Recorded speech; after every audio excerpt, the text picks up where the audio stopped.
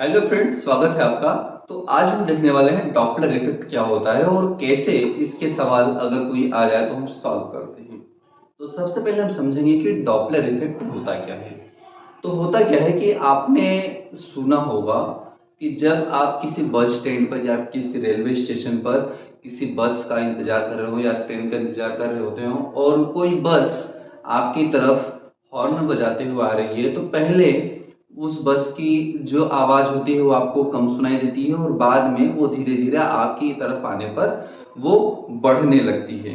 और इसके बाद अगर वो आपसे दूर जा रही है और हॉर्न बजाते हुए जा रही है, तो पहले आपको आवाज तेज और फिर धीरे धीरे दूर जाने पर वो आवाज आपको कम सुनाई देने लगती है।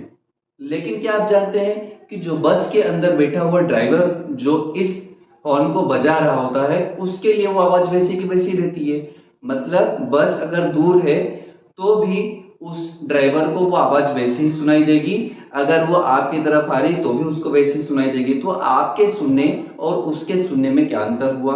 तो आपके सुनने और उसके सुनने में इतना अंतर है कि वह जो है वो वास्तविक आवृत्ति को सुन रहा होता है जो उत्पन्न कर रहा होता है, जबकि आपके पास जो आवृत्ति आ रही होती है आवाज की वो प्रेक्षित आवृत्ति होती है। मतलब पहले वो धीरे धीरे जो आप आवाज सुन रहे होते हैं वो धीरे धीरे बढ़ रही होती है, तो आपके द्वारा प्रेक्षित या सुनी गई आवृत्ति होती है। तो किसी भी स्रोत द्वारा उत्पन्न वास्तविक आवृत्ति और आपके द्वारा सुनी गई जो प्रेक्षित आवृत्ति होती है उसके बीच में जो डिफरेंस होता है उसे हम क्या कहते हैं? डॉपलर इफेक्ट कहते हैं। क्योंकि हम जानते हैं कि जो बस है वो एक फिक्स आवृत्ति से सुना रही होगी आवाज, लेकिन आपके पास वो आवाज बहुत धीरे धीरे आ रही है, लेकिन और जैसे जैसे आपके पास आती है आपसे दूर जाती है वो उसमें परिवर्तन आता है। तो ये जो परिवर्तन होता है वास्तविक और सुनी गई आवृत्ति में, उसको हम क्या कहते हैं? Doppler effect.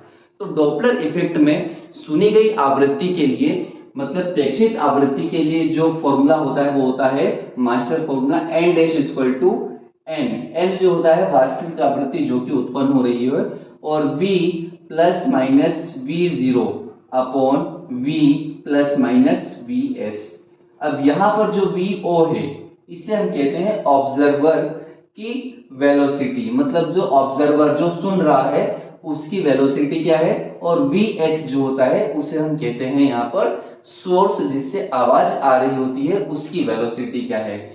तो v जो होता है ये जनरली यहाँ पे जो v है ये 330 मीटर पर सेकेंड लिया जाता है जनरली। vo जो होता है ये प्रेक्षक या जिसको हम बोलते हैं ऑब्जर्वर, ऑब्जर्वर उसकी वेलोसिटी होती है। vs जो होता है उसे हम बोलते हैं स्रोत, स्रोत या सोर्स जो होता है जहां से आवाज आ रही होती है उसकी। n जो होता है रियल फ्रीक्वेंसी या एक्चुअल फ्रीक्वेंसी होती है, एक्चुअल फ्रीक्वेंसी या वास्तविक जो आवृत्ति होती है। अब आइए एक सवाल देख लेते हैं। मान लीजिए कि आपके पास दो सायरन हैं, वो एक दूसरे से 1 किलोमीटर पर स्थित है। मैं यहाँ पे सवाल लिख देता हूं ताकि आप अगली बार इसे देखें तो आपको समझ में आ सके कि 1 किलोमीटर दूरी पर दो सायरन के बीच एक ऑब्जर्वर या प्रेक्षक जो है वो 2 मीटर पर सेकेंड की स्पीड से एक सायरन से दूसरे सायरन के पास जा रहा है। एक सायरन से दूसरे सायरन की तरफ जा रहा है, तरफ जा रहा है। अब क्या है इसके अंदर होता यह है कि जो दोनों सायरन हैं, दोनों सायरन जो हैं वो 330 हर्ट्ज की फ्रीक्वेंसी क्रिएट कर रहे हैं।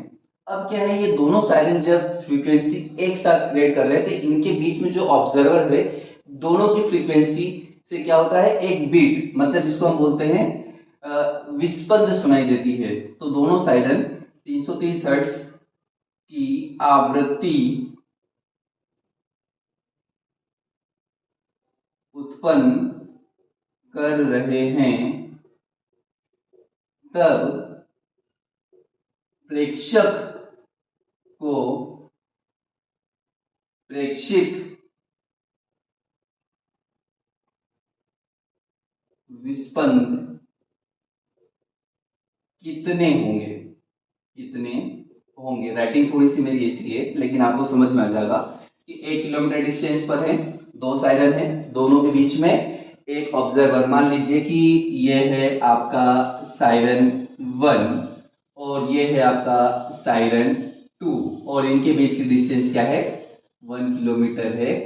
और इनके बीच में एक ऑब्जर्वर जो VO है वो 2 मीटर पर सेकेंड की स्पीड से क्या कर रहा है, एक तरफ से दूसरी तरफ जा रहा है। और ये जो दोनों S1 और S2 हैं, इनकी जो फ्रीक्वेंसी वो 330 हर्ट्ज क्या कर रही है, क्रिएट कर रहे हैं।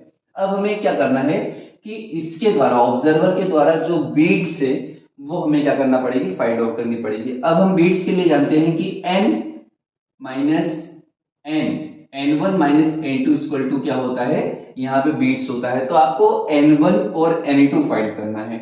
एक्चुअली n1 और n2 क्या होंगे, तो n1 क्या होगा, इस ऑब्जर्वर द्वारा इसके द्वारा सुनी गई फ्रीक्वेंसी और इसके द्वारा सुनी गई फ्रीक्वेंसी का डिफरेंस। तो मान लीजिए कि जो ऑब्जर्वर है पहले H2 के पास जा रहा है।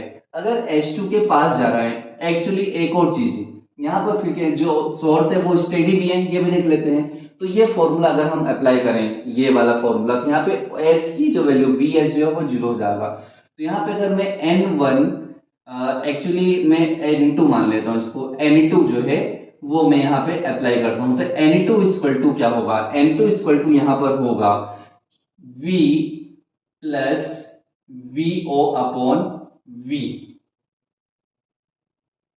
अब यहां पर देखिए एक और चीज, अगर ये ऑब्जर्वर इस तरफ जा रहा है तो क्या होगा, इसको बढ़ी हुई फ्रीक्वेंसी सुनाई देगी। बढ़ी हुई के लिए ऊपर प्लस और नीचे ये Vs तो 0 ही है, तो V plus V0 upon V और ये n यहाँ पे कर देते हैं। अब इसको सॉल्व करें तो हमारे पास V की वैल्यू हो गई 330। एक्चुअली इसको ऐसे ही रहने दीजिए 2 मिनट, है ना।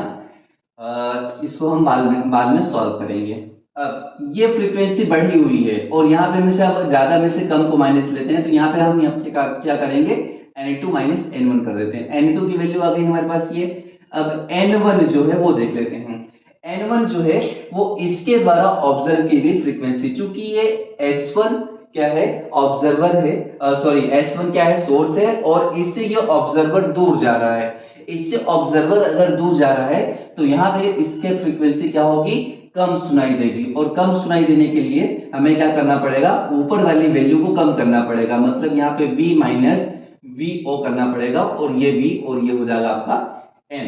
अब हमें क्या करना है, हमें n2 माइनस n1 फ्रीक्वेंसी का डिफरेंस फाइंड करना है। तो n2 minus n1 beats find करनी है, तो n2 माइनस n1 को हमें करना पड़ेगा। तो n2 की वैल्यू तो आपकी हो गई V plus VO upon V, और ये हो गया बाहर आपका n, और इधर माइनस कर देते हैं V minus VO upon V, और ये बाहर n। अब देखिए होता क्या है, हमें n2 माइनस n1 फाइंड करना है। तो n2 minus n1 is equal to ये n अपॉन v तो कॉमन आ गया, तो हो गया आपका n अपॉन v कॉमन आ गया। तो यहाँ पे देखिए, यहाँ पे बचेगा v प्लस v0 माइनस अंदर क्या है v, और ये माइनस माइनस प्लस v0 हो जाएगा। तो आपके पास ये कट गया, तो आपके पास बचेगा n2 minus n1 equal to n upon v, और ये 2v0 हो जाएगा। क्या हो जाएगा, 2v0। अब इसको हम क्या करते हैं, सॉल्व कर लेते हैं। तो n2 minus n1 is equal to हो जाएगा, n की वैल्यू जो है हमारे पास वो दे रखी है यहाँ पे, कितनी है फ्रीक्वेंसी जो क्रिएट हो रही है वो 330 हर्ट्ज। एक्चुअली 330 हर्ट्ज जो है फ्रीक्वेंसी क्रिएट हो रही है, अपॉन v जो है वो एयर की वेलोसिटी 330 है इंटू 2, और v0 v0 की वैल्यू क्या है, ऑब्जर्वर की वेलोसिटी है यहाँ पर 2, तो ये हो गया आपका 2nv0, है ना, अपॉन 2। अब ये जो है यहाँ पर देखिए n2 minus N1 equal to 330 से 330 कट गया 2 2 जा 4, मतलब यहाँ पे जो बीट है वो 4 बीट सुनाई देगी अगर वो इस तरफ से इस तरफ जा रहा है। तो इस टाइप से हम क्या कर सकते हैं, किसी भी फ्रीक्वेंसी को फाइंड आउट कर सकते हैं।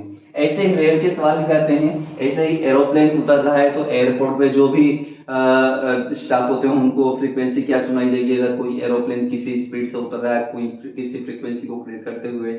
या फिर आपने देखा होगा कि सायरन जो होता है, एक चीज मैं आपको बता दूं, आपने देखा होगा जब भी पुलिस या फिर कोई एम्बुलेंस का जो सायरन होता है तो आपको बढ़ता घटता सुनाई देता, मतलब ऐसे इस टाइप से बम करता हुआ सुनाई देता है। लेकिन होता एक्चुअली वो है कि वो सायरन जो होता है वो कम ज्यादा आवाज नहीं करता है, वो सायरन क्या होता है, घूम रहा होता है, घूम रहा होता है। आपने देखा होगा जो बत्तियां होती है उसके ऊपर घूम रही होती है। तो आपकी तरफ जब स्पीकर आता है तो आपको आवाज सुनाई देती है, दूसरी तरफ दूसरा स्पीकर रहता है, जब वो घूमता है और जब घूम के इधर आता है तो आपको आवाज सुनाई कम दे देती है, और इधर वाला स्पीकर जो होता है वो फिर आपको सुनाई देता है। तो एक बार आपको आवाज बढ़ती है, दूसरी बार घट जाती है, फिर क्या होती है स्पीकर सामने आता है बढ़ जाती है, तो वो कम ज्यादा होते रहता है। तो वही क्या होता है जो आपको कम और ज्यादा सुनाई देता है वो बीट्स हम उसको मान सकते हैं, और इसे क्या कहते हैं, बीट कहते हैं। और इस टाइप से जो डॉपलर इफेक्ट से रिलेटेड सवाल है वो हमने सॉल्व किया। इस डॉपलर इफेक्ट का जो पूरा वीडियो मैं इस डिस्क्रिप्शन में दे दूंगा, वहां पे आप इसको पूरा का पूरा कॉन्सेप्ट समझ सकते हैं और समझ सकते हैं कि क्या होता है डॉपलर इफेक्ट। अगले वीडियो तक के लिए जय हिंद।